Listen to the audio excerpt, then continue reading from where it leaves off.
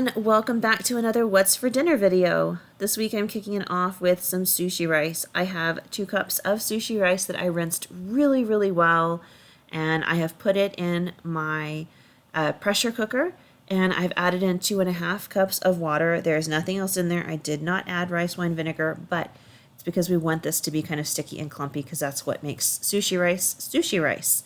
So I'm just going to set this to cook for a couple of minutes on a high pressure and let it do its thing while I work on some other things. So in case you don't know, this is what sushi rice looks like. I have had some people ask about it before.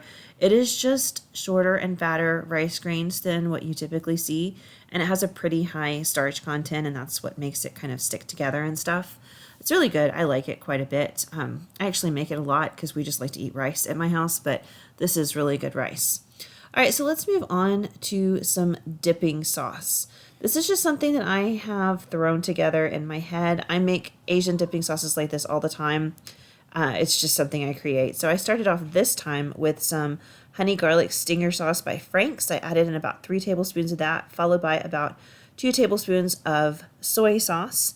Then I followed it up with about a tablespoon of sesame oil. And then I added in about 1 tablespoon of rice wine vinegar. And now I'm going to add in about 3 tablespoons of this hoisin sauce, maybe 2. As you can see, I don't measure. I just kind of throw everything together till it looks right. And then I'm going to add in a couple of tablespoons of honey too, because most Asian sauces do have like a little sweet aftertaste to them. And my final ingredient is this PB2, which is just peanut butter powder.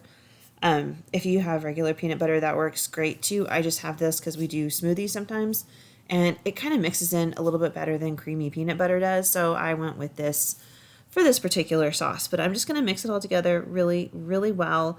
And then I'm going to set this aside and let the flavors just kind of meld together while I work on some other things. Okay, as you can see, the sushi rice is done. I did a fast release, and now I'm adding in a couple of tablespoons of sugar there, probably about 2.5 to 3 tablespoons. And then I'm going to stir that, but it is important to note when I stir, I'm folding this rice. You don't want to just mash it around and squish it. You really want to kind of be a little bit delicate with it. So I'm, getting it up from the bottom and folding it to incorporate that sugar in there. And this is what really will make your rice better, the technique you use when you're trying to stir it and cool it off. So the rice is still very hot, and that's kind of what will melt the sugar so we don't have grainy sugar crystals in there. And now I'm going to add in a little bit of rice wine and vinegar. That's probably about 3.5 tablespoons there.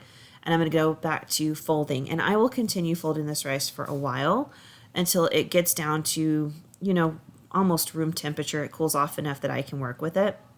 Once I'm at that point, I got a little measuring spoon. I started off with a 2 tablespoon and decided that was too big. I switched over to the 1 tablespoon.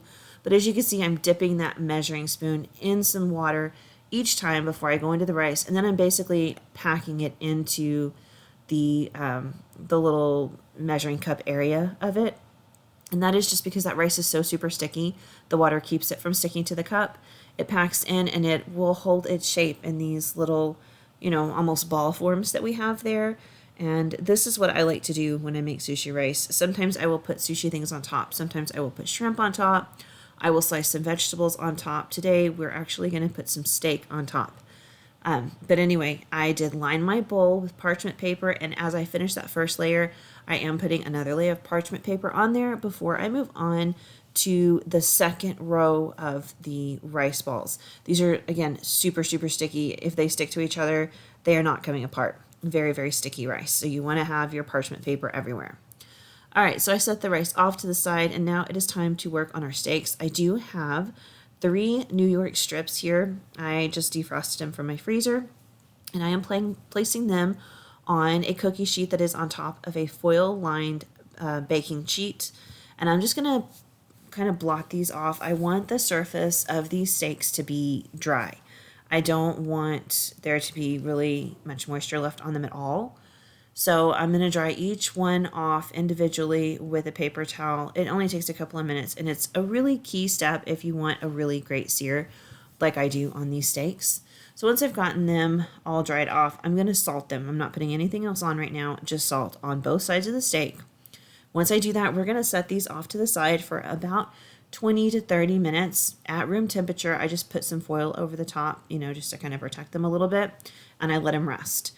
Once that 20 or 30 minutes is up, I pull them back over, and I am seasoning them with a little bit of garlic powder here, and you'll see me add in some pepper.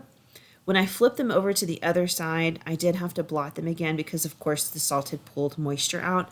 So there was a little bit of liquid on the underside of the steak. I blotted it off and did add a little bit more salt, as well as the garlic powder and the pepper. And as you can see, I am pushing it into the steak with my tongs right there, just to make sure that it adheres to the meat really, really well. And that way it stays on for the cooking process. We're not using a ton of seasoning here or anything, so we want to make sure that what we put on there stays on there.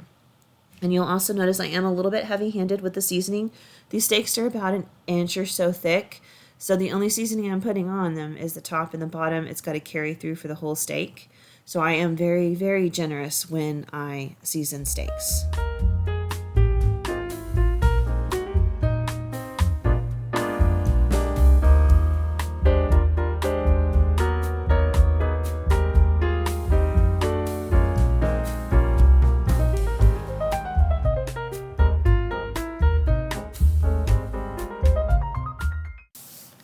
Okay, I have been heating up those cast iron skillets for a few minutes until I saw little bits of smoke coming off of them.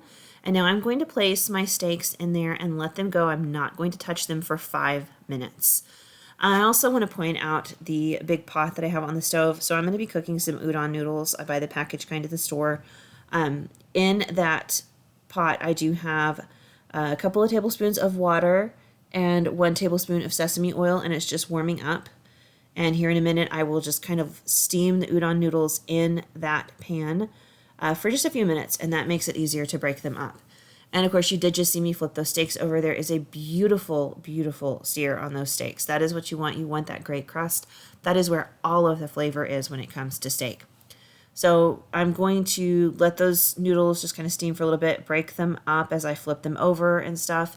And once they're done, I'm going to go ahead and pour on that dipping sauce that we made just a little while ago. We're going to pour it on top of the noodles, and that's going to be the sauce for those. When the steaks are done, I'm going to let them rest for 5 minutes, and then I will serve them. And as you see in just a minute, I serve them whole. You can do whatever you want with them once they're on the plate, but I also showed how we like to eat it sliced up thinly, laid on top of some of that sushi rice. This is really a delicious dish, you guys. I hope you'll try it.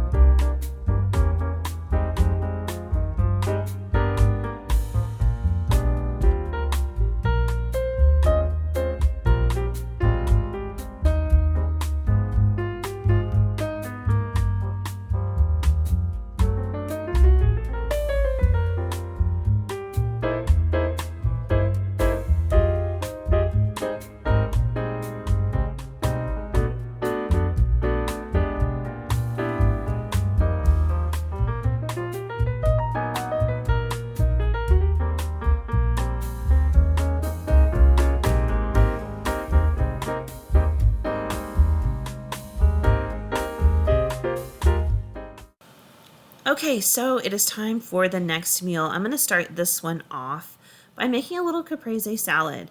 We're going to be having pasta tonight, and I just find that this is a beautiful pairing for pasta. So I have some of that whole milk mozzarella there, and I got the pre-sliced kind just because it's easier. I put a tiny bit of olive oil in the bottom of my dish just so the cheese doesn't stick, and I'm just laying it out across the bottom, as you can see. And after that, you're going to see me put a little bit more olive oil on, some salt and pepper, and then I will be dicing up some tomatoes and putting those on top as well. And I will follow that up with just a little bit more salt and then some of that dried basil that I have in my fridge. And that is all there is to caprese salad.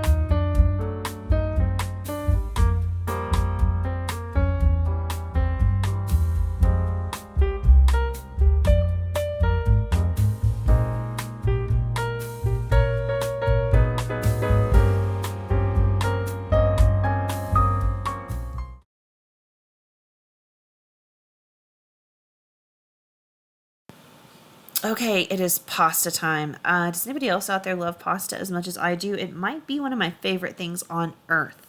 So tonight we're going to be making some spaghetti carbonara. I'm going to be using some pancetta. If you cannot get pancetta, feel free to use some bacon. It tastes delicious because you can't go wrong with bacon, but pancetta is a little bit closer to what you would find like in restaurants and stuff. I did just toss this diced pancetta in the pan with the bacon. I'm making sure all the little crumbles are broken apart. And we're just going to let those cook for a little while until they get beautiful and golden, brown, crispy, and delicious. It's going to be fantastic. Off to the side, you see, I do have my pasta pot full of water that I have salted. It is almost to a boil, so I'm going to go ahead and put my pasta in. Tonight we're using bucatini. This is my first time using it. If you're not familiar, it's like spaghetti, but it's a little bit thicker, and there's a hole down the center. And it's a beautiful thing because it allows the sauce to really just like get inside the pasta. It's amazing. I did not break my pasta. Take note, other cooks out there. I followed the rules. My pasta is whole. I gently shoved it down in the water, put the lid back on, and I'm going to let it go. Now here's where I go wrong. Pay attention. I might not have cut it out. I might have, but the pot boiled over like 3 times because I get sidetracked on everything else under the sun, and I don't watch my pasta pot. It's a horrible, horrible thing I do every time I cook pasta. Okay, so as you can see, the water is starting to bubble and boil and get whiter on top, which is a sign it's going to boil over, but I don't see it. I'm over here working on the pancetta. I did add in about 2 cloves of diced garlic, minced garlic. I use the stuff that just comes pre-minced in the jar, so I think it would be equivalent of about 2 cloves. I'm also going to put in about a teaspoon of chicken base. I don't have any chicken stock. This is what I use, and we're going to be adding pasta water to the overall sauce in a little while. So I just put in that teaspoon there since I didn't have stock for this. I'm going to stir that really well, and I'm going to turn off the water. And now we're going to work on the bulk of our sauce, which is eggs. I have scrambled 4 eggs with 1 tablespoon of milk. And then I'm going to add some salt and pepper, just to taste. And then I'm going to add probably about a 1/4 cup of Parmesan cheese. And we're just going to kind of stir this all together, really, really well, get it incorporated. And then we're going to temper the sauce. So this is a technique I've used before, but I don't use very often. Basically, we're just bringing the eggs up to a nice warm temperature so that we don't scramble them at any point. We're doing it gently and slowly. So I'm going to begin here in just a few minutes to ladle in that super hot pasta water. Just 1 ladle at a time, and I will do it slowly, and I will continue just whisking away at the eggs the whole time. And it's just gently going to bring them up to that warm temperature so that they do not scramble. And this is going to help us make a beautiful, creamy, rich sauce for this pasta. Here in a minute, once I have drained the pasta water, we will pour this sauce along with the pancetta over the pasta over a low, low, low heat on your stove and just continuously stir. Don't stop stirring. Just keep stirring, stirring, stirring, stirring until the sauce is thickened up, soaked into the pasta, and it's beautiful and creamy. This is going to give us just the most amazing, rich, luscious sauce ever.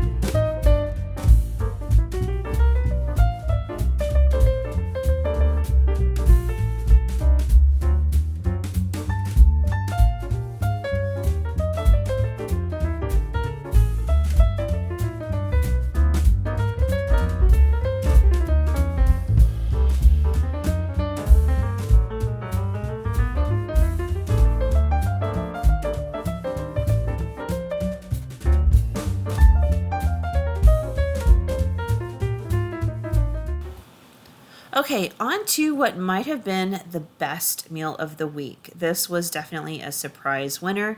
I wasn't certain I would like it. I felt pretty strongly that my husband would. I just wasn't sure I would. I'm going to tell you, I loved it. It was so delicious. So, if any of y'all out there watch Jen Chapin, this is based off of her recipe. Like, she was making it on, an episode of her channel one night that I was watching. I wasn't taking notes or anything. I just kind of like heard her say what was going in it. And I used those ingredients and just tried to kind of mimic what she did and then put my own spin on it at the same time.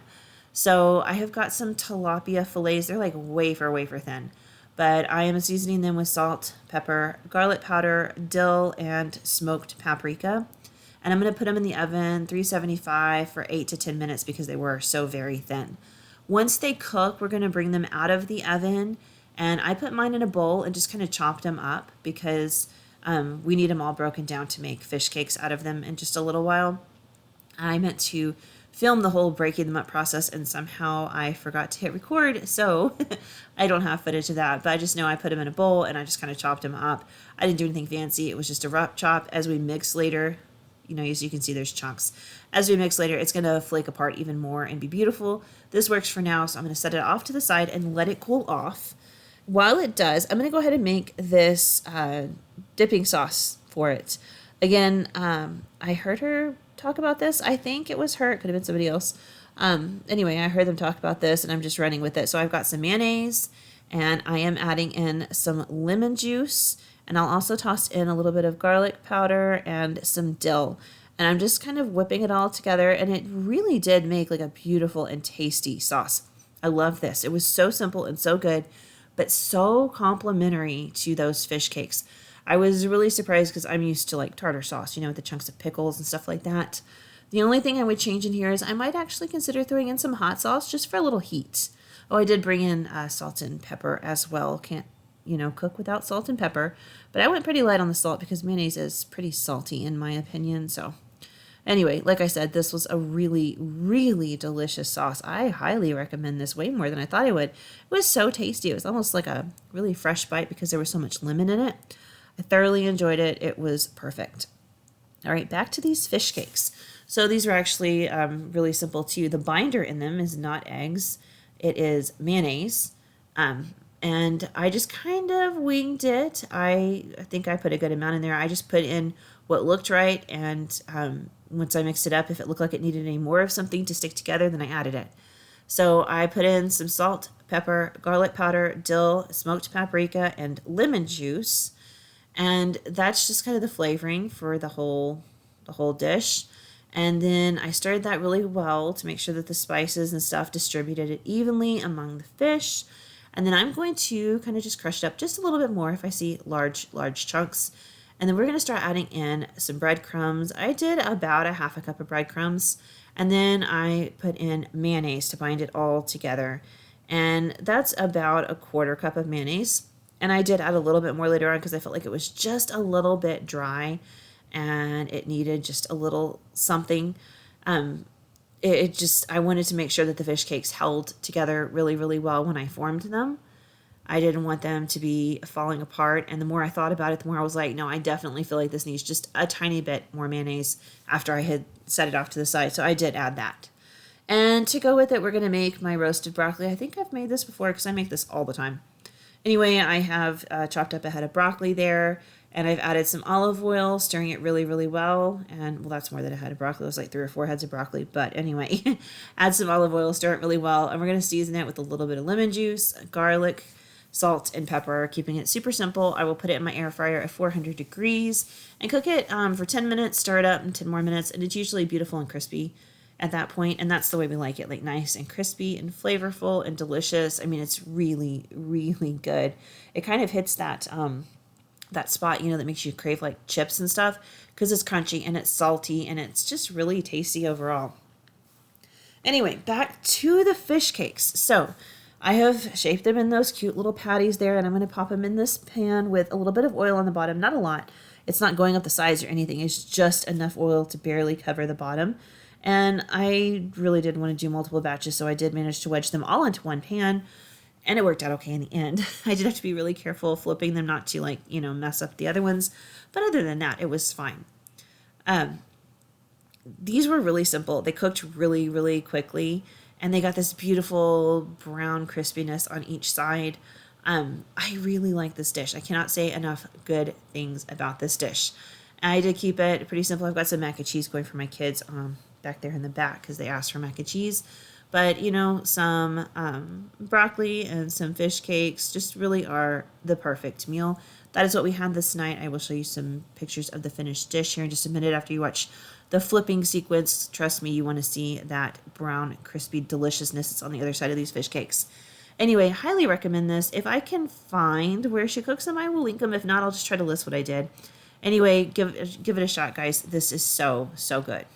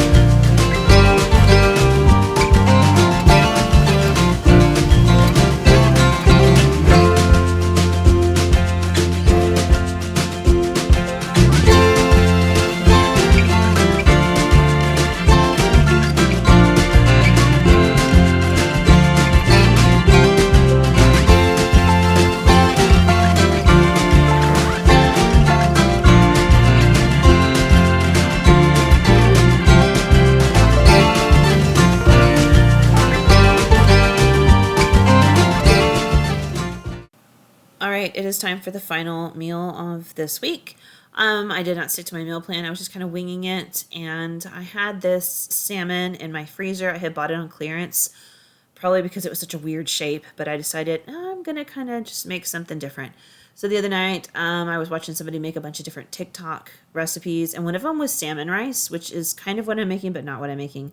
I did not make it like they did on the TikTok video, but it kind of gave me an idea, and I was like, okay, I can run with this.